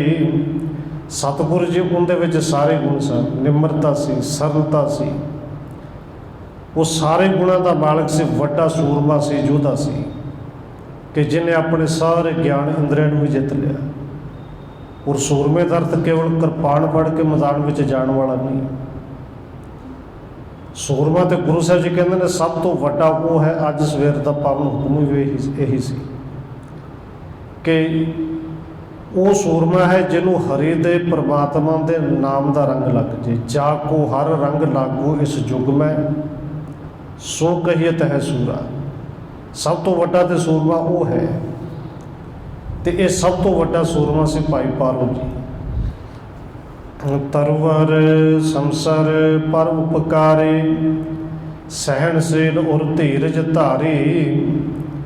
ਉਹ ਸਿੱਖ ਕਹਿੰਦਾ ਕਿ ਭਾਈ ਪਾਰੋ ਜੀ ਸਤਿਗੁਰੂ ਜੀ ਪਰਉਪਕਾਰੀ ਸੀ। ਔਰ ਇੰਨਾ ਕੁ ਪਰਉਪਕਾਰੀ ਸੀ ਜਿਵੇਂ ਕੋਈ ਰੁੱਖ ਪਰਉਪਕਾਰੀ ਹੁੰਦਾ ਹੈ। ਤਰਵਰ ਸੰਸਰ ਪਰਉਪਕਾਰੀ। ਤਰਵਰ ਕਹਿੰਦੇ ਨੇ ਰੁੱਖ ਦੀ ਤਰ੍ਹਾਂ। ਹੁਣ ਦੇਖੋ ਰੁੱਖ ਤੇ ਪਰਉਪਕਾਰ ਕੀ ਨੇ ਜੀ। ਇਹ ਕਹਿ ਲਈਏ ਕਿ ਰੁੱਖ ਹੈ ਤੇ ਅਸੀਂ ਸਾਹ ਲੈਂਦੇ ਹਾਂ। ਅੱਜ ਰੁੱਖ ਖਤਮ ਕਰ ਦਿੱਤੇ, ਉਹ ਸਾਹ ਲੈਣਾ ਔਖਾ ਹੋ ਗਿਆ ਹੈ। ਔਰ ਇਹਨਾਂ ਨੇ ਆਉਣ ਵਾਲੇ ਸਮੇਂ 'ਚ ਜੇ ਨਾ ਲੱਗੇ ਬਹੁਤ ਮੁਸ਼ਕਿਲਾਂ ਵਧਾਉਣੀਆਂ ਵੀ ਨੇ। ਇਹ ਰੁੱਖ ਪਰਉਪਕਾਰੀ ਇੰਨਾ ਹੈ। ਭਾਈ ਗੁਰਦਾਸ ਜੀ ਨੇ ਵੀ ਪਾਵਨ ਬਚਨ ਕਹੇ ਨੇ, ਧੰਨ ਗੁਰੂ ਅਰਜਨ ਦੇਵ ਜੀ ਨੇ ਬਚਨ ਕਹੇ ਨੇ ਕਿ ਰੁੱਖ ਦੇਖੋ ਇੰਨਾ ਪਰਉਪਕਾਰੀ। ਜਿਵੇਂ ਅੱਜ ਕੱਲ੍ਹ ਦੀ ਧੁੱਪ ਹੈ, ਧੁੱਪ ਦੇ ਵਿੱਚ ਪਿੰਡਾ ਸੜਿਆ ਹੋਇਆ ਜਾ ਕੇ ਰੁੱਖ ਦੇ ਥੱਲੇ ਬਵੇ, ਅਤੇ ਜਿਵੇਂ ਰੁੱਖ ਆਵਾਜ਼ ਮਾਰ ਕੇ ਕਹਿੰਦਾ ਕਿ ਤੂੰ ਥੱਲੇ ਆ ਕੇ ਛਾਂ ਮਾਰ। ਇਹ ਸੂਰਜ ਦੀਆਂ ਤਪਦੀਆਂ ਹੋਈ ਕਿਰਨਾਂ ਨੂੰ ਆਪਣੇ ਪੱਤਿਆਂ ਦੇ ਆਪਣੇ ਪਿੰਡਿਆਂ 'ਤੇ ਮੈਂ ਹੰਢਾ ਲਵਾਂਗਾ। ਔਰ ਬੰਦਾ ਥੱਲੇ ਆ ਕੇ ਬਹਿੰਦਾ ਵੀ, ਦੁਪਹਿਰ ਕੱਟਦਾ ਵੀ ਹੈ। ਔਰ ਜੇ ਕਿਤੇ ਫਲ ਲੱਗੇ ਹੋਣ ਫਿਰ ਥੱਲੇ ਵਗਾ ਕੇ ਚੁੱਕ ਕੇ ਵੱਟਾ ਵੀ ਮਾਰਦਾ ਹੈ। ਇੱਕ ਪੱਕਾ ਡਿੱਗੇਗਾ, ਨਾਲ 10 ਕੱਚੇ ਡਿੱਗਣਗੇ, ਨਾਲ ਪੱਤੇ 20 ਹੋਰ ਚੜਨਗੇ। ਪਰ ਰੁੱਖ ਨੇ ਫਿਰ ਵੀ ਬਿਲਕੁਲ ਕੋਈ ਇਤਰਾਜ਼ ਨਹੀਂ ਕਰਨਾ। ਤੂੰ ਵੱਟਾ ਮਾਰ, ਵੱਟੇ ਦੇ ਥਾਂ 'ਤੇ ਤੈਨੂੰ ਫਲ ਦਿਆਂਗਾ। ਔਰ ਬੰਦੇ ਦੇ ਇੱਥੇ ਵੀ ਬਸ ਨਹੀਂ, ਛਾਂ ਵੀ ਮਾਣੀ, ਫਲ ਵੀ ਖਾਧਾ। ਔਰ ਜਾਣ ਲੱਗਿਆ ਭਰ ਕੇ ਵਹਿੰਦਾ ਕਿ ਰੁੱਖ ਬੜਾ ਮੋਟਾ ਹੈ, ਤਣਾ ਬੜਾ ਸਿੱਧਾ ਹੈ, ਇਹਦੇ 'ਤੇ ਫੱਟੇ ਬੜੇ ਬਣਨਗੇ, ਦਰਵਾਜ਼ੇ ਬੜੇ ਸੋਹਣੇ ਬਣਨਗੇ। ਔਰ ਸ਼ਾਮ ਨੂੰ 4 ਬੰਦੇ ਲੈ ਕੇ ਆਉਂਦਾ, ਵੱਢ ਕੇ ਵੀ ਲੈ ਜਾਂਦਾ। ਔਰ ਧੰਨ ਗੁਰੂ ਅਰਜਨ ਦੇਵ ਜੀ ਕਹਿੰਦੇ ਵੱਢਣ ਤੋਂ ਬਾਅਦ ਵੀ ਰੁੱਖ ਪਰਉਪਕਾਰ ਹੀ ਕਰਦਾ ਹੈ। ਬੰਦੇ ਨੂੰ ਦੇ ਫੱਟੇ ਬਣਾਏ, ਦਰਵਾਜ਼ੇ ਬਣਾਏ, ਖਿੜਕੀਆਂ ਬਣਾਈਆਂ, ਬੇੜੀਆਂ ਬਣਾਈਆਂ। ਔਰ ਸਾਰਿਆਂ ਦੇ ਵਿੱਚ ਪਰਉਪਕਾਰ ਹੀ ਕਰਦਾ ਕਿ ਭਾਵੇਂ ਸਰਦੀ ਹੋਵੇ ਭਾਵੇਂ ਗਰਮੀ ਹੋਵੇ, ਤੂੰ ਬੱਚਿਆਂ ਦੇ ਨਾਲ ਅੰਦਰ ਨਿਗਮਾਨ, ਬਰਸਾਤਾਂ ਨੂੰ, ਗਰਮੀਆਂ ਸਰਦੀਆਂ ਨੂੰ ਅਸੀਂ ਆਪਣੇ ਫੱਟਿਆਂ 'ਤੇ ਚੱਲ ਲਵਾਂਗੇ। ਤੂੰ ਵੱਡਿਆ ਹੈ ਕੋਈ ਗੱਲ ਨਹੀਂ, ਪਰ ਇਸ ਬੇੜੀ 'ਤੇ ਬਹਿ ਤੈਨੂੰ ਫਿਰ ਵੀ ਪਾਰ ਲਵਾਂਗਾ। ਬਸ ਬਿਲਕੁਲ ਇਸੇ ਤਰ੍ਹਾਂ ਦਾ ਪਰਉਪਕਾਰ ਸੀ ਭਾਈ ਪਾਰੂ ਜੀ ਦਾ। ਔਰ ਧੰਨ ਗੁਰੂ ਅਰਜਨ ਦੇਵ ਜੀ ਦੇ ਪਾਵਨ ਬਚਨ ਨੇ, ਸ਼ਸਤਰ ਤਿਖਣ ਕਾਟ ਡਾਰਿਓ, ਮਨੇ ਨ ਕਿਨੋ ਰੋਸ, ਕਾਜ ਉਆਹੂ ਕੈ ਲੈ ਸਵਾਰਿਓ, ਤਿਲ ਨ ਦਿਨੋ ਦੋਸ਼। ਸਾਰੇ ਕਾਰਜ ਸਵਾਰੇ ਪਰ ਦੋਸ਼ ਨਹੀਂ ਦਿੱਤਾ ਕਿ ਤੂੰ ਵੱਢ ਦਿੱਤਾ, ਤੇਰੇ ਕਾਰਜ ਨਹੀਂ ਸਵਾਰਨੇ। ਔਰ ਪਰਉਪਕਾਰੀ ਬਿਲਕੁਲ ਇਸੇ ਤਰ੍ਹਾਂ ਹੁੰਦੇ ਨੇ, ਉਹਨਾਂ ਨੂੰ ਨਹੀਂ ਪਰਵਾਹ ਕਿ ਮੈਂ ਕਿਸੇ ਤੇ ਪਰਉਪਕਾਰ ਕਰਾਂਗਾ, ਮੇਰੇ ਗੁਣ ਗਾਵੇ, ਚੰਗਾ ਕਵੇ ਤੇ ਤਾਂ ਹੀ ਗਵੇ, ਤਾਂ ਹੀ ਪਰਉਪਕਾਰ ਕਰਨਾ। ਨਹੀਂ, ਭਾਈ ਪਾਰੂ ਜੀ ਜਿਹੜੇ ਨੇ ਇਸੇ ਤਰ੍ਹਾਂ ਦੇ ਪਰਉਪਕਾਰੀ ਸਨ। ਔਰ ਸਿੱਖ ਕਹਿੰਦਾ ਹੈ ਕਿ ਸਤਿਗੁਰੂ ਜੀ ਸਾਰੇ ਨਾਨਾ ਤਰ੍ਹਾਂ ਦੇ ਗੁਣ ਨੇ ਜਿਹੜੇ ਸਿਫਤਾਂ ਨੇ ਉਹ ਭਾਈ ਪਾਰੂ ਜੀ ਨੇ ਕਰਦੇ ਨੇ। ਸਤਿਗੁਰੂ ਸਿੱਖਣ ਕੋ ਸਮਝਾਇਵ, ਇਹ ਆਨੰਦ ਕੇ ਸਿੰਧ ਸਮਾਇਵ। ਫਿਰ ਸਤਿਗੁਰੂ ਧੰਨ ਗੁਰੂ ਅਮਰਦਾਸ ਜੀ ਨੇ ਸਾਰੇ ਸਿੱਖਾਂ ਨੂੰ ਸਮਝਾਇਆ। ਸਿੱਖ ਵੀ ਇਕੱਠੇ ਹੋ ਗਏ ਔਰ ਕਿਤੇ ਨਾ ਕਿਤੇ ਜਾਣ ਕੇ ਕਿ ਪਿਆਰਾ ਸਿੱਖ ਚਲਾ ਗਿਆ, ਆਪਣੇ ਵੱਲੋਂ ਅਫਸੋਸ ਕਰਨ ਵਾਸਤੇ ਇਕੱਠੇ ਹੋਏ। ਔਰ ਧੰਨ ਗੁਰੂ ਅਮਰਦਾਸ ਜੀ ਨੇ ਸਮਝਾਇਆ ਪਏ ਅਫਸੋਸ ਨਹੀਂ ਕਰਨਾ। ਭਾਈ ਪਾਰੋ ਜੀ ਕਹਿੰਦੇ ਇਹ ਆਨੰਦ ਕੇ ਸਿੰਧ ਸਮਾਇਓ, ਇਹ ਤੇ ਆਪ ਹੀ ਆਨੰਦ ਸਨ, ਆਨੰਦ ਦੇ ਸਾਗਰ, ਆਨੰਦ ਦੇ ਸਮੁੰਦਰ ਵਿੱਚ ਸਮਾ ਗਏ ਨੇ। ਅਸ ਨਰ ਹੋਤ ਨ ਸੋਚਣ ਜੋਗ, ਬ੍ਰਹਮ ਗਿਆਨ ਸੋ ਜਿਨ ਕੋ ਜੋਗ। ਸਤਿਗੁਰੂ ਜੀ ਇੱਥੇ ਸੋਚਣ ਦਾ ਅਰਥ ਕੀਤਾ ਹੈ ਅਫਸੋਸ, ਕਿ ਭਾਈ ਇਹੋ ਜਿਹੇ ਮਨੁੱਖ ਜੇ ਸੰਸਾਰ ਤੋਂ ਚਲੇ ਜਾਣ ਤੇ ਉਹਨਾਂ ਤੇ ਅਫਸੋਸ ਨਹੀਂ ਕਰੀਦਾ, ਕਿਉਂਕਿ ਜਿਹੜੇ ਬ੍ਰਹਮ ਗਿਆਨ ਸੋ ਜਿਨ ਕੋ ਜੋਗ, ਜਿਹੜੇ ਪਹਿਲੋਂ ਬ੍ਰਹਮ ਗਿਆਨ ਦੇ ਵਿੱਚ ਮਿਲੇ ਹੋਏ, ਜਿਉਂਦੇ ਰੱਬ ਦੇ ਨਾਲ ਸਮਾਏ, ਤੇ ਉਹਨਾਂ ਦੇ ਜਾਣ ਤੋਂ ਫਿਰ ਅਫਸੋਸ ਥੋੜ੍ਹੀ ਕਰੀਦਾ ਹੈ। ਦੇਖੋ, ਜਦੋਂ ਸਤਿਗੁਰੂ ਧੰਨ ਗੁਰੂ ਹਰਗੋਬਿੰਦ ਸਾਹਿਬ ਦੇ ਸਮੇਂ ਬਾਬਾ ਬੁੱਢਾ ਸਾਹਿਬ ਜੀ ਸਰੀਰ ਛੱਡ ਕੇ ਜਾਂਦੇ ਨੇ, 125 ਸਾਲ ਦੀ ਸਰੀਰ ਦੀ ਉਮਰ ਸੀ। ਬਾਬਾ ਬੁੱਢਾ ਸਾਹਿਬ ਜੀ ਚੜ੍ਹਾਈ ਕਰ ਗਏ, ਸਰੀਰ ਛੱਡ ਗਏ, ਤੇ ਸਿੱਖਾਂ ਦੇ ਵਿੱਚ ਕਿਤੇ ਨਾ ਕਿਤੇ ਸੋਗ ਸੀ ਕਿ ਐਡੇ ਪਿਆਰੇ ਗੁਰੂ ਕੇ ਸਿੱਖ ਬ੍ਰਹਮ ਗਿਆਨੀ। ਪਰ ਧੰਨ ਗੁਰੂ ਹਰਗੋਬਿੰਦ ਸਾਹਿਬ ਜੀ ਕਹਿੰਦੇ ਨੇ ਸਿੱਖੋ ਵਧਾਈ ਹੋਵੇ। ਔਰ ਸਿੱਖਾਂ ਨੇ ਪੁੱਛ ਲਿਆ ਸੀ ਭਾਈ ਬੇਦੀ ਚੰਦ ਵਰਗੇ ਨੇ ਕਿ ਸਤਿਗੁਰੂ ਜੀ ਇਹ ਸਿੱਖੀ ਦਾ ਧੁਰਾ ਸਨ, ਸਿੱਖੀ ਦਾ ਮੁੱਢ ਸਨ। 125 ਸਾਲ ਦੇ ਵਿੱਚੋਂ 113 ਸਾਲ ਸਿਰਫ ਗੁਰੂ ਘਰ ਦੀ ਸੇਵਾ ਹੀ ਕੀਤੀ ਹੈ। ਸਾਨੂੰ ਛੱਡ ਕੇ ਚਲੇ ਗਏ ਨੇ, ਤੁਸੀਂ ਵਧਾਈ ਦਿੰਦੇ ਹੋ। ਔਰ ਗੁਰੂ ਸਾਹਿਬ ਜੀ ਕਹਿੰਦੇ ਜਿਹੜੇ ਆਪਣੇ ਘਰ ਚਲੇ ਜਾਣ, ਜਿਹੜੇ ਰੱਬ ਦੇ ਨਾਲ ਮਿਲੇ ਹੋਣ, ਜੋ ਬਾਜੀ ਜੀਵਨ ਦੀ ਜਿੱਤ ਕੇ ਜਾਣ, ਤੇ ਦੱਸੋ ਜਿੱਤਿਆ ਹੋਇਆ ਤੇ ਅਫਸੋਸ ਕਰੀਦਾ ਕਿ ਵਧਾਈ ਦੇਈਦੀ। ਇਹ ਜਿੱਤ ਕੇ ਗਏ ਨੇ। ਔਰ ਬਾਬਾ ਕਬੀਰ ਜੀ ਨੇ ਪਾਵਨ ਬਚਨ ਕਿਹਾ ਹੈ ਭਈ ਜੇ ਅਫਸੋਸ ਕਰਨਾ, ਰੋਣਾ ਹੈ, ਤੇ ਉਹਨਾਂ ਤੇ ਰੋਵੋ, ਜਿਉਂਦੇ ਰੋਵੋ, ਮਰਨ ਤੋਂ ਬਾਅਦ ਕਿ ਜਿਉਂਦੇ ਰੋਵੋ। ਰੋਵੋ ਸਾਕਤ ਵਾਪਰੇ ਜੋ ਹਾਟੇ ਹਾਟ ਵਿਕਾਏ। ਔਰ ਬਹੁਤ ਸਾਰੇ ਨੇ ਜਿਹੜਾ ਹੱਟੀਆਂ ਤੇ ਸਾਰੀ ਉਮਰ ਵਿਕਦੇ ਰਹੇ, ਖਾਧਾ ਗੁਰੂ ਘਰ ਦਾ ਵਿਕ ਕੇ ਹੱਟੀਆਂ ਤੇ। ਉਹ ਜਿਹੜੇ ਸਾਖਤ ਨੇ, ਜਿਹੜੇ ਰੱਬ ਵੱਲੋਂ ਟੁੱਟੇ ਹੋਏ ਨੇ, ਰੋਣਾ ਤੇ ਉਹਨਾਂ ਤੇ ਰੋਈਏ। ਧੰਨ ਗੁਰੂ ਅਮਰਦਾਸ ਜੀ ਕਹਿੰਦੇ ਨੇ ਐਵੇਂ ਦੇ ਜਿਹੜੇ ਲੋਕ ਨੇ, ਐਵੇਂ ਦੇ ਸੇਵਕ ਨੇ, ਸਿੱਖ ਨੇ, ਉਹਨਾਂ ਤੇ ਅਫਸੋਸ ਨਹੀਂ ਕਰੀਦਾ ਭਾਈ। ਜਿਨਹੁ ਜਨਮ ਬਿਸ਼ਨ ਲਗਹਾਰਾ, ਜਥਾ ਜੂਪ ਮੈਂ ਦਰਬ ਉਧਾਰਾ। ਸਤਿਗੁਰੂ ਕਹਿੰਦੇ ਨੇ ਸੋਗ ਕਰਨਾ ਚਾਹੀਦਾ ਹੈ, ਪਰ ਸੋਗ ਉਹਨਾਂ ਤੇ ਕਰਨਾ ਚਾਹੀਦਾ ਜਿਨ੍ਹਾਂ ਨੇ ਏਡਾ ਕੀਮਤੀ ਮਨੁੱਖਾ ਜਨਮ ਬਿਸ਼ਨ ਲਗਹਾਰਾ, ਵਿਸ਼ੇ ਵਿਕਾਰਾਂ ਦੇ ਵਿੱਚ ਪੈ ਕੇ ਜਿਹੜੇ ਹਾਰ ਗਏ। ਜਥਾ ਜੂਪ ਮੈਂ ਦਰਬ ਉਧਾਰਾ, ਉਹਨਾਂ ਤੇ ਅਫਸੋਸ ਕਰਨਾ ਚਾਹੀਦਾ ਹੈ ਕਿ ਇਹ ਜੀਵਨ ਨੂੰ ਇਸ ਤਰ੍ਹਾਂ ਹਾਰ ਗਏ ਜਿਵੇਂ ਇੱਕ ਜੁਆਰੀ ਸਾਰਾ ਦਰਬ, ਸਾਰਾ ਰੁਪਈਆ ਪੈਸਾ ਜੂਏ 'ਚ ਹਾਰ ਜਾਂਦਾ ਹੈ। ਉਹਨਾਂ ਨੂੰ ਅਫਸੋਸ ਕੇ ਲਾਹਨਤਾਂ ਪਾਉਣੀਆਂ ਚਾਹੀਦੀਆਂ ਨੇ। ਨਹਿ ਗੁਰ ਸ਼ਬਦ ਜਿਹਨੂੰ ਕਬ ਸੁਣਿਓ, ਸਤ ਸੰਗਤ ਸਤ ਨਾਮ ਨ ਭਣਿਓ। ਗੁਰੂ ਸਾਹਿਬ ਜੀ ਕਹਿੰਦੇ ਨੇ ਭਾਈ ਜੇ ਰੋਣਾ ਤੇ ਉਹਨਾਂ ਨੂੰ ਰੋਈਏ, ਉਹਨਾਂ ਨੂੰ ਰੋਣਾ ਚਾਹੀਦਾ ਹੈ ਜਿਨ੍ਹਾਂ ਨੇ ਕਦੇ ਗੁਰੂ ਦਾ ਸ਼ਬਦ ਨਾ ਸੁਣਿਆ ਹੋਵੇ। ਸਤ ਸੰਗਤ ਸਤ ਨਾਮ ਨਾ ਭੁੱਲਿਓ, ਜਿਹੜੇ ਗੁਰੂ ਦੀ ਸੰਗਤ ਵਿੱਚ ਆ ਕੇ ਕਦੇ ਜਿਨ੍ਹਾਂ ਨੇ ਆਪਣੇ ਮੁਖ ਤੋਂ ਇੱਕ ਵਾਰੀ ਵਾਹਿਗੁਰੂ ਨੇ ਕਿਹਾ ਹੋਵੇ, ਵਾਹਿਗੁਰੂ ਵਾਹਿਗੁਰੂ ਮੁਖ ਤੋਂ ਨਾ ਬੋਲਿਆ ਹੋਵੇ, ਉਹਨਾਂ ਨੂੰ ਅਫਸੋਸ ਕਰੀਏ, ਉਹਨਾਂ ਨੂੰ ਰੋਈਏ। ਸੇ ਸੋਚਣ ਕੇ ਜੋਗ ਸਬਣ ਕੇ ਜੋ ਤਤਪਰਨ ਹੈ ਗੁਰੂ ਜਨਨ ਕੇ। ਸਤਿਗੁਰੂ ਜੀ ਕਹਿੰਦੇ ਨੇ ਇਹ ਸਾਰੇ ਅਫਸੋਸ ਯੋਗ ਨੇ, ਇਹਨਾਂ ਨੂੰ ਰੋਣਾ ਚਾਹੀਦਾ ਹੈ ਕਿ ਕਿਤੇ ਰੋ ਕੇ ਇਹਨਾਂ ਨੂੰ ਸ਼ਰਮ ਆ ਜਾਏ, ਜਿਉਂਦੇ ਰੋਈਏ, ਇਹਨਾਂ ਤੇ ਵਿਚਾਰ ਕਰੀਏ, ਸੋਗ ਕਰੀਏ। ਕਹਿ ਦਾਸਨ ਕੋ ਧੀਰਜ ਦੇਨ, ਦੀਨ ਮਨੇ ਜੋ ਪ੍ਰੇਮ ਪ੍ਰਵੀਨ। ਇਹ ਬਚਨ ਕਹਿ ਕੇ ਗੁਰੂ ਕੇ ਸਿੱਖਾਂ ਨੂੰ ਗੁਰੂ ਸਾਹਿਬ ਜੀ ਨੇ ਹੌਸਲਾ ਦਿੱਤਾ। ਭਾਈ ਉਹ ਤੇ ਰੱਬ ਦੀ ਜੋਤ ਸਨ, ਰੱਬ ਦੇ ਵਿੱਚ ਸਮਾ ਗਏ। ਬੀਨ ਸਿੱਖਿਆ ਸਭ ਕੇ ਘਟ ਲੀਨ, ਲੀਨ ਪ੍ਰੇਮ ਮਹਿ ਜਿਨ ਮਨ ਕੀਨ। ਸਤਿਗੁਰੂ ਜੀ ਕਹਿੰਦੇ ਨੇ ਭਾਈ ਪਾਰੋ ਹੰਸ ਤੇ ਉਹ ਸਨ ਕਿ ਜਿਨ੍ਹਾਂ ਦੇ ਹਿਰਦੇ ਵਿੱਚ ਬਿਲਕੁਲ ਪ੍ਰੇਮ ਦੇ ਵਿੱਚ ਜਿਹੜੇ ਨਿਪੁੰਨ ਸਨ। ਬੀਨ ਸਿੱਖਣ ਸਭ ਕੇ ਖਟ ਲੀਨ, ਸਾਰੇ ਸਿੱਖਾਂ ਤੋਂ ਉਹਨਾਂ ਨੇ ਪ੍ਰਸ਼ੰਸਾ ਹੀ ਖੱਟੀ ਹੈ, ਸ਼ੋਭਾ ਹੀ ਲਈ ਹੈ, ਵਡਿਆਈ ਲਈ ਹੈ। ਅਤੇ ਜਿਨ੍ਹਾਂ ਨੂੰ ਇੱਥੇ ਸ਼ੋਭਾ ਮਿਲਦੀ, ਰੱਬ ਦੇ ਘਰ ਵਿੱਚ ਵੀ ਵਡਿਆਈ ਮਿਲਦੀ ਹੈ ਉਹਨਾਂ ਦਾ, ਕਿਉਂਕਿ ਲੋਕ ਸੁਖੀਆ ਹੋਇਆ ਅਤੇ ਪਰਲੋਕ ਸੁਹੇਲਾ ਹੋਣਾ ਹੀ ਹੈ। ਲੀਨ ਪ੍ਰੇਮ ਮਹਿ ਜਿਨ ਮਨ ਕੀਨ। ਉਹ ਭਾਈ ਪਾਰੋ ਹੰਸ ਉਹ ਸਨ ਜਿਨ੍ਹਾਂ ਦਾ ਮਨ ਪ੍ਰੇਮ ਦੇ ਵਿੱਚ ਪੂਰੀ ਤਰ੍ਹਾਂ ਲੀਨ ਸੀ। ਨਾਮ ਮੋਹਰੇ ਛੋਟੋ ਨੰਦਨ, ਨਿਕਟ ਹਕਾਰਿਓ ਕਸ਼ਟ ਨਿਕੰਦਨ। ਉਸ ਵੇਲੇ ਧੰਨ ਗੁਰੂ ਅਮਰਦਾਸ ਮਹਾਰਾਜ ਜੀ ਨੇ ਆਪਣੇ ਪੁੱਤਰ, ਜਿਹੜਾ ਛੋਟਾ ਪੁੱਤਰ ਹੈ ਬਾਬਾ ਮੋਹਰੀ ਜੀ, ਉਹਨਾਂ ਨੂੰ ਆਪਣੇ ਕੋਲ ਬੁਲਾਇਆ ਹੈ।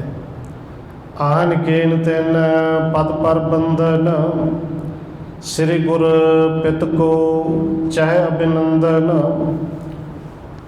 ਬਾਬਾ ਮੋਹਰੀ ਜੀ ਨੂੰ ਸੁਨੇਹਾ ਮਿਲਿਆ ਕਿ ਗੁਰੂ ਜੀ ਨੇ ਬੁਲਾਇਆ। ਗੁਰੂ ਪਿਤਾ ਜੀ ਦਾ ਹੁਕਮ ਸੁਣ ਕੇ ਛੇਤੀ ਦੇ ਨਾਲ ਆਏ ਨੇ, ਆ ਕੇ ਸਤਿਗੁਰੂ ਦੇ ਚਰਨਾਂ 'ਚ ਨਮਸਕਾਰ ਕੀਤੀ। ਪੁੱਤਰ ਬਿਲੋਕਿਓ ਸਥਿਤ ਅਗਾਰੇ, ਖਟ ਸੰਗ ਦੇ ਸਿੱਖ ਗਿਰਾ ਉਚਾਰੇ। ਜਦੋਂ ਸਤਿਗੁਰੂ ਧੰਨ ਗੁਰੂ ਅਮਰਦਾਸ ਜੀ ਨੇ ਆਪਣੇ ਪੁੱਤਰ ਬਾਬਾ ਮੋਹਰੀ ਜੀ ਨੂੰ ਸਾਹਮਣੇ ਵੇਖਿਆ ਅਤੇ ਬਚਨ ਕੀਤੇ ਕਿ ਪੁੱਤਰ ਮੋਹਰੀ, ਆਹ 6 ਸਿੱਖ ਆਪਣੇ ਨਾਲ ਲੈ ਜਾਓ। ਪਾਰੋ ਪਰਮਹੰਸ ਮਮ ਪਿਆਰੋ, ਤਜੋ ਸਰੀਰ ਸੋ ਧੀਰ ਸੁਖਾਰੋ। ਅਤੇ ਨਾਲ ਹੀ ਸਤਿਗੁਰੂ ਜੀ ਕਹਿੰਦੇ ਨੇ ਪੁੱਤਰ ਮੋਹਰੀ, ਇਹ ਜਿਹੜਾ ਪਾਰੋ ਹੈ ਨਾ, ਪਾਰੋ ਪਰਮਹੰਸ ਹੈ ਔਰ ਮਮ ਪਿਆਰੋ ਸਾਡਾ ਬੜਾ ਹੀ ਪਿਆਰਾ ਹੈ। ਇਹ ਸਰੀਰ ਛੱਡ ਗਿਆ ਹੈ, ਸਰੀਰ ਛੱਡ ਕੇ ਪਰਲੋਕ ਜਾ ਚੁੱਕਿਆ ਹੈ। ਡੱਲੇ ਗ੍ਰਾਮ ਅੱਬੇ ਚਲ ਜਾਓ, ਜਥਾ ਜੋਗ ਕਰ ਸਭ ਹਰਖਾਓ। ਕਿ ਪੁੱਤਰ 6 ਸਿੱਖ ਆਪਣੇ ਨਾਲ ਲੈ ਜਾਓ, ਡੱਲੇ ਪਿੰਡ ਜਾਓ, ਭਾਈ ਪਾਰੋ ਦੇ ਪਿੰਡ ਜਾਓ, ਕਿਉਂਕਿ ਉੱਥੇ ਬਹੁਤ ਸਾਰੇ ਸਿੱਖ ਨੇ ਜਿਹੜੇ ਉਹ ਵੀ ਸੋਗ ਕਰਦੇ ਹੋਣਗੇ ਕਿ ਭਾਈ ਪਾਰੋ ਜੀ ਛੱਡ ਕੇ ਚਲੇ ਗਏ ਨੇ। ਕਹਿੰਦੇ ਜਾ ਕੇ ਉਹਨਾਂ ਨੂੰ ਹੌਸਲਾ ਹੀ ਨਹੀਂ ਇਕੱਲਾ ਦੇਣਾ, ਉਹਨਾਂ ਨੂੰ ਖੁਸ਼ ਵੀ ਕਰਨਾ ਹੈ, ਪ੍ਰਸੰਨ ਵੀ ਕਰਨਾ ਹੈ। ਔਰ ਜਿਵੇਂ ਦੀ ਪ੍ਰਸੰਨਤਾ ਗੁਰੂ ਸਾਹਿਬ ਨੇ ਵੰਡੀ ਜਾ ਕੇ ਸਮਝਾਉਣਾ ਹੈ ਕਿ ਭਈ ਇਵੇਂ ਦੇ ਜਦੋਂ ਜਾਂਦੇ ਨੇ ਭਾਈ ਫਿਰ ਵਧਾਈਆਂ ਤੇ ਦਈਦੀਆਂ ਨੇ, ਸੋਗ ਨਹੀਂ ਕਰੀਦਾ। ਸੁਣਤ ਮੋਹਰੀ ਹੈ ਕਰ ਤਿਆਰ, ਪਿਤ ਬੰਦਿਓ ਅਸਵ ਭਾ ਅਸਵਾਰ। ਇਹ ਸੁਣਦਿਆਂ ਨਾਲ ਗੁਰੂ ਸਾਹਿਬ ਦੇ ਹੁਕਮ ਨੂੰ ਭਾਈ ਬਾਬਾ ਮੋਹਰੀ ਜੀ ਨੇ ਮੰਨਿਆ। ਸਤਿਗੁਰੂ ਜੀ ਨੂੰ ਨਮਸਕਾਰ ਕਰਕੇ ਉਸੇ ਵੇਲੇ ਘੋੜੀ 'ਤੇ ਸਵਾਰ ਹੋ ਕੇ ਨਾਲ ਸਿੱਖ 6 ਸਿੱਖ ਜਿਹੜੇ ਹੋਰ ਲਏ ਉਹ ਘੋੜੀਆਂ 'ਤੇ ਸਵਾਰ ਹੋ ਗਏ। ਸਿੱਖ ਕਸ਼ਟ ਕੋ ਸੰਗ ਮਿਲਾਏ, ਅਪਰਦਾਸ ਗਣ ਬੋਲ ਰਲਾਏ। 6 ਸਿੱਖ ਤੇ ਗੁਰੂ ਸਾਹਿਬ ਨੇ ਹੁਕਮ ਕੀਤੇ ਸਨ ਭਾਈ ਨਾਲ ਲੈ ਜਾਓ। ਔਰ ਜਦੋਂ ਜਾਣ ਲੱਗੇ ਭਾਈ ਪਾਰੋ ਜੀ ਦੇ ਜਿਹੜੇ ਪ੍ਰੇਮੀ ਬੜੇ ਸਨ, ਬਹੁਤ ਸਾਰੇ ਸਿੱਖ ਫਿਰ ਆਪ ਨਾਲ ਰਲ ਗਏ ਕਿ ਅਸੀਂ ਵੀ ਜਾਣਾ ਹੈ। ਪੰਥ ਉਲੰਘ ਡੱਲੇ ਮਹਿ ਗਏ, ਤਿਨ ਕੇ ਸਤਨ ਪ੍ਰਵੇਸ਼ਿਤ ਭਏ। ਸਾਰਾ ਪਿੰਡ ਮੁਕਾ ਕੇ ਪਿੰਡ ਡੱਲੇ ਵਿੱਚ ਪਹੁੰਚੇ, ਭਾਈ ਪਾਰੋ ਦੇ ਘਰ ਚਲੇ ਗਏ। ਸਭਨ ਉੱਠ ਕਿਨਹੂ ਸਨਮਾਨਾ, ਬੰਦੇ ਚਰਨ ਜੋਰ ਜੁਗ ਪਾਨਾ। ਕਿਉਂਕਿ ਸਾਰਿਆਂ ਨੂੰ ਪਤਾ ਸੀ ਬਾਬਾ ਮੋਹਰੀ ਜੀ ਧੰਨ ਗੁਰੂ ਅਮਰਦਾਸ ਜੀ ਦੇ ਛੋਟੇ ਪੁੱਤਰ ਨੇ, ਗੁਰੂ ਸਾਹਿਬ ਨੇ ਭੇਜੇ ਹੋਣਗੇ। ਪੁੱਤਰ ਜਾਣ ਕੇ ਸਾਰਿਆਂ ਨੂੰ ਉੱਠ ਕੇ ਹੱਥ ਜੋੜ ਕੇ ਸਨਮਾਨ ਕੀਤਾ, ਨਮਸਕਾਰ ਕੀਤੀ। ਬੈਠੇ ਜਾਏ ਸਭਨ ਕੇ ਮਾਹੂ, ਕੁਸ਼ਲ ਪ੍ਰਸੰਨ ਕਹੈ ਕਰ ਸਭ ਪਾਹੂ। ਸਾਰੇ ਬੈਠੇ ਸਨ, ਸਾਰਿਆਂ ਦੇ ਵਿੱਚ ਜਾ ਕੇ ਬਾਬਾ ਮੋਹਰੀ ਜੀ ਵੀ ਬੈਠ ਗਏ, ਸਾਰਿਆਂ ਨੂੰ ਸੁਖ ਸ਼ਾਂਤ ਪੁੱਛੀ ਹੈ। ਪਾਰੋ ਕੋ ਸਭ ਕਰੈ ਸਰਾਹਣ, ਜਿਸਕੇ ਸੰਸਰ ਦੂਸਣ ਨਾਹਿ ਨਾ। ਤੇ ਜਦੋਂ ਬਾਬਾ ਮੋਹਰੀ ਜੀ ਜਾ ਕੇ ਬੈਠੇ, ਨਾਲ ਜਿੰਨੇ ਸਿੱਖ ਹੋਰ ਗਏ ਸਨ, ਉਹ ਸਾਰੇ ਭਾਈ ਪਾਰੋ ਜੁਲਕਾ ਜੀ ਦੀਆਂ ਸਿਫਤਾਂ ਹੀ ਕਰਦੇ ਨੇ ਕਿ ਭਾਈ ਪਾਰੋ ਜੁਲਕਾ ਵਰਗਾ ਸੀ ਅੱਜ ਤੱਕ ਕੋਈ ਨਹੀਂ ਵੇਖਿਆ, ਨਾ ਕੋਈ ਹੋਇਆ ਤੇ ਸਾਨੂੰ ਲੱਗਦਾ ਨਾ ਹੀ ਕੋਈ ਹੋਵੇਗਾ। ਕੁਲ ਦੀਪਕ ਨਿਜ ਬੰਸ ਉਧਾਰਾ, ਤਨ ਸੁੰਦਤ ਤਜ ਅੰਤਪ ਆਧਾਰਾ। ਕਹਿੰਦੇ ਭਾਈ ਪਾਰੋ ਜੀ ਆਪਣੇ ਕੁਲ ਦੇ ਦੀਪਕ ਸਨ, ਐਨ ਬਲਦੇ ਹੋਏ ਦੀਵੇ ਸਨ, ਆਪਣੇ ਵਰਗੇ ਕਈ ਦੀਵੇ ਬਾਲ ਕੇ ਗਏ ਨੇ। ਉਹਨਾਂ ਨੇ ਆਪਣੇ ਵੰਸ਼ ਦਾ ਕੁਲ ਦਾ ਤੇ ਉਧਾਰ ਕੀਤਾ ਹੀ ਹੈ। ਸਰੀਰ ਨੂੰ ਛੱਡ ਕੇ ਪਰਲੋਕ ਗਏ ਨੇ, ਜਾਣ ਤੋਂ ਪਹਿਲੋਂ ਕਈਆਂ ਦਾ ਉਧਾਰ ਹੋਰ ਕਰ ਗਏ ਨੇ। ਸੁਣੇ ਮੋਹਰੇ ਤੇ ਸੁਖ ਪਾਇਓ, ਹਾਥ ਜੋਰ ਸਭ ਹੂੰ ਸੁਣਾਇਓ। ਜਦੋਂ ਬਾਬਾ ਮੋਹਰੀ ਜੀ ਨੇ ਇਸ ਤਰ੍ਹਾਂ ਕਹੇ ਕਿ ਉਹ ਕੇਵਲ ਆਪ ਹੀ ਨਹੀਂ ਤਰੇ, ਕੇਵਲ ਆਪਣੇ ਕੁੱਲ ਨੂੰ ਨਹੀਂ ਤਾਰਿਆ, ਸਾਡੇ ਵਰਗੇ ਤੁਹਾਡੇ ਵਰਗੇ ਜਿਨ੍ਹਾਂ ਨੇ ਸੰਗਤ ਕੀਤੀ ਉਹ ਕਈਆਂ ਨੂੰ ਤਾਰ ਕੇ ਗਏ ਨੇ। ਔਰ ਗੁਰੂ ਪਿਤਾ ਨੇ ਵੀ ਕਿਹਾ ਹੈ ਕਿ ਉਹ ਜੀਵਨ ਦੇ ਬਾਜੇ ਜਿੱਤ ਕੇ ਗਏ ਨੇ, ਕਈਆਂ ਨੂੰ ਜੀਵਨ ਜਾਚ ਸਿਖਾ ਕੇ ਗਏ ਨੇ। ਉਹਨਾਂ 'ਤੇ ਅਫਸੋਸ ਨਹੀਂ ਕਰਨਾ, ਆਨੰਦ ਦੇ ਵਿੱਚ ਰਹਿਣਾ ਹੈ। ਔਰ ਜਦੋਂ ਬਾਬਾ ਮੋਹਰੀ ਜੀ ਨੇ ਪਾਵਨ ਬਚਨ ਕਹੇ, ਫਿਰ ਉੱਥੇ ਹੱਥ ਜੋੜ ਕੇ ਉੱਥੋਂ ਵਾਲੇ ਸਿੱਖਾਂ ਨੂੰ ਬੇਨਤੀ ਕੀਤੀ, ਸਤਿਗੁਰ ਪੁੱਤਰ ਸੁਣੋ ਤਿਨ ਕੀਨਾ, ਅਧਿਕਾਰੇ ਪਿਖ ਸਭ ਕੁਛ ਦੇਨਾ।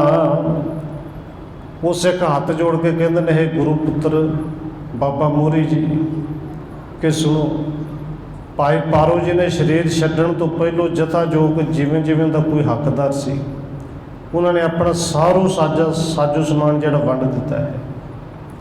ਸਤਿਗੁਰੂ ਕਾਰਨ ਜਾਣ ਪ੍ਰਬੇਨ, ਬੇਨ ਤੇਨ ਵਸਤੂ ਰੱਖ ਲੈਨ। ਪਰ ਭਾਈ ਪਾਰੋ ਜੁਲਕੋ ਜੀ ਨੇ ਗੁਰੂ ਸਾਹਿਬ ਜੀ ਦੇ ਵਾਸਤੇ ਚੁਣ ਚੁਣ ਕੇ 3 ਚੀਜ਼ਾਂ ਜਿਹੜੀਆਂ ਨੇ ਉਹ ਭਾਈ ਪਾਰੋ ਜੀ ਨੇ ਗੁਰੂ ਸਾਹਿਬ ਜੀ ਵਾਸਤੇ ਚੁਣ ਕੇ ਰੱਖ ਲਈਆਂ ਨੇ। ਲੈਨ ਬ੍ਰਿਤੀ ਪਰਮਾਤਮ ਜਾਹੇ, ਚਾਹੇ ਨਾ ਕਹੋ ਆਨੰਦ ਕੇ ਮਾਹੇ। ਇਹ 3 ਚੀਜ਼ਾਂ, ਇੱਕ ਘੋੜੀ, ਇਹ ਕੁਝ ਕੀਮਤੀ ਇਸ ਕਰਕੇ ਨੇ ਕਿ ਬਹੁਤ ਬਰੀਕ ਬਸਤਰ ਸਨ। ਉਦੋਂ ਕਿਹੜਾ ਫੈਕਟਰੀ ਹੁੰਦੀਆਂ ਸਨ, ਬਹੁਤੇ ਹੱਥਾਂ ਨਾਲ ਹੀ ਬਣਦੇ ਸਨ। ਔਰ ਬਰੀਕ ਕੱਪੜੇ ਜਿਹੜੇ ਬਹੁਤ ਕੀਮਤੀ ਹੁੰਦੇ ਸਨ, ਛੇਤੀ ਮਿਲਦੇ ਵੀ ਨਹੀਂ ਸਨ। ਉਹ ਸੂਖਸ਼ਮ ਮੁਲਾਇਮ ਕੱਪੜਾ ਤੇ ਇਹ ਕੁਝ ਧਨ ਹੈ ਜਿਹੜਾ ਸਤਿਗੁਰੂ ਜੀ ਵਾਸਤੇ ਭਾਈ ਪਾਰੋ ਜੀ ਰੱਖ ਗਏ ਨੇ। ਔਰ ਸਾਡੇ ਸਾਰਿਆਂ ਦੇ ਵੇਖਦੇ ਆ, ਉਹ ਪਰਮਾਤਮਾ ਦੇ ਵਿੱਚ ਲੀਨ ਤੇ ਪਹਿਲੋਂ ਸਨ। ਸਰੀਰ ਛੱਡ ਕੇ ਉਹ ਉਸ ਆਨੰਦ ਦੇ ਵਿੱਚ ਸਦਾ ਦੇ ਲੀਨ ਹੋ ਗਏ ਨੇ, ਸਰੀਰ ਨੂੰ ਛੱਡ ਕੇ। ਸੁੰਦਰ ਚੰਚਲ ਬਲੀ ਸੁਰੰਗਣ, ਬੀਤਤ ਸਭਨ ਮੋਹ ਏਕ ਤੁਰੰਗਣ। ਔਰ ਸਿੱਖ ਉਸ ਘੋੜੀ ਵੱਲ ਇਸ਼ਾਰਾ ਕਰਕੇ ਕਹਿੰਦੇ ਨੇ ਕਿ ਬਾਬਾ ਮੋਹਰੀ ਜੀ ਇਹ ਵੇਖੋ, ਬੜੀ ਸੁੰਦਰ, ਬੜੀ ਚੰਚਲ, ਬੜੀ ਬਲਵਾਨ, ਉੱਚੀ ਲੰਬੀ ਘੋੜੀ ਹੈ। ਉਰੇ ਤੇ ਸਾਰਿਆਂ ਦੇ ਵਿੱਚ ਮਸ਼ਹੂਰ ਹੈ ਨਾ, ਭਾਈ ਪਾਰੋ ਜੀ ਦੀ ਘੋੜੀ ਤੇ ਸਭ ਦੇ ਵਿੱਚ ਮਸ਼ਹੂਰ ਸੀ। ਜਿਸ ਕੇ ਸਮਤਾ ਕਰੇ ਨਾ ਕੋਈ, ਸਤਿਗੁਰ ਹੇਤ ਰੱਖੇ ਤਿਨ ਸੋਈ। ਸਿੱਖ ਕਹਿੰਦੇ ਨੇ ਇਸ ਘੋੜੀ ਦੀ ਬਰਾਬਰੀ ਤੇ ਹੋਰ ਕੋਈ ਘੋੜੀ ਨਹੀਂ ਕਰ ਸਕਦਾ। ਜੇ ਭਾਈ ਪਾਰੋ ਵਰਗਾ ਕੋਈ ਨਹੀਂ, ਇਸ ਘੋੜੀ ਵਰਗਾ ਵੀ ਕੋਈ ਨਹੀਂ। ਇਹ ਘੋੜੀ ਭਾਈ ਪਾਰੋ ਜੀ ਨੇ ਗੁਰੂ ਸਾਹਿਬ ਜੀ ਵਾਸਤੇ ਰੱਖੀ ਹੈ। ਸੁਖਮ ਵਸਤਰ ਮੋਲ ਮੋਹ ਕਰੇ, ਪਹਿਰਨ ਉਚਿਤ ਗੁਰੂ ਕੇ ਹੇਰੇ।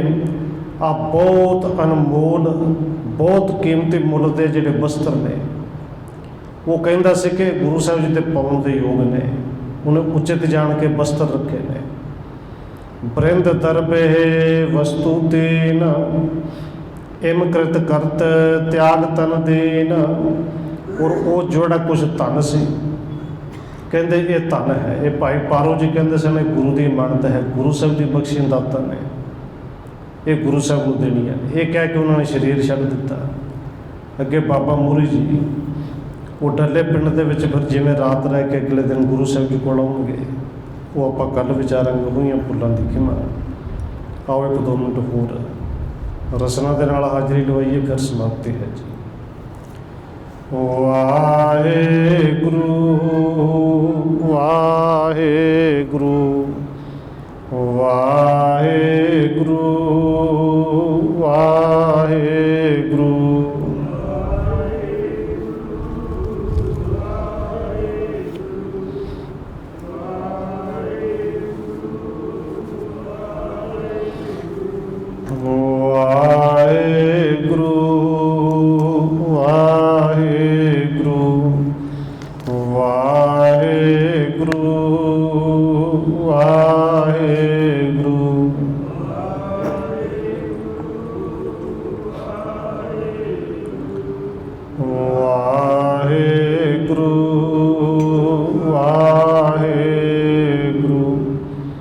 ਵਾਹਿਗੁਰੂ ਜੀ ਕਾ ਖਾਲਸਾ, ਵਾਹਿਗੁਰੂ ਜੀ ਕੀ ਫਤਿਹ। ਰਾਮਕਲੀ ਮਹਲਾ ਤੀਜਾ।